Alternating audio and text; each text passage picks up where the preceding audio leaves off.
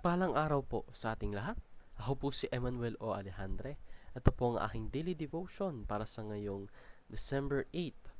And for today is our last day for this series ng Understanding the Church. We will be talking about how the church is empowered by the Spirit.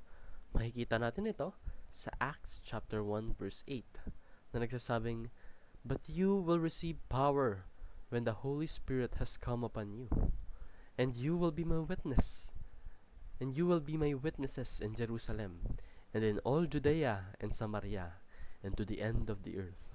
Sa Tagalog, ngunit tatanggap kayo ng kapangyarihan pagbaba sa inyo ng Espiritu Santo, at kayo'y magiging mga saksi ko sa Jerusalem, sa buong Judea at Samaria, at hanggang sa kaduluduluhang bahagi ng lupa. So the Spirit is like the body of Christ, no? Ito yung umaakto upang tayo'y ma-cleanse, upang tayo ma-reborn, upang tayo'y maging karapat-dapat sa katuruan, sa biyaya, at sa pangangalaga ng ating Panginoon. Because the Spirit gives power to the church.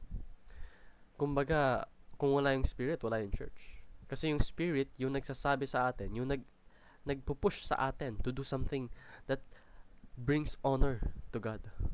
Nakakalugod sa Panginoon. Because the Spirit spreads the gospel. Siya po yung namamahagi ng salita, ng mabuting balita, at ng katuruan ng ating Panginoon. Siya yung catalyst. So be a powerful witness for the Lord. Dapat nakikita ng mga tao na ikaw ay karangal-rangal dahil ikaw ay siyang kinagabayan ng ating Espiritu Santo, na ikaw ay isang tapat na mananampalataya ng ating Panginoon. So ask for the Spirit's empowerment upang maging karapat-dapat ka, upang ikalulugod mo or ikalulugod ng Panginoon yung iyong mga decision, yung iyong mga action. And lastly, be an instrument of the Spirit today. Don't postpone. Ngayon na. Yun lamang po ang aking daily devotion. Maraming salamat sa pakikinig. Pagpalain po tayong lahat, and let us all give glory to God.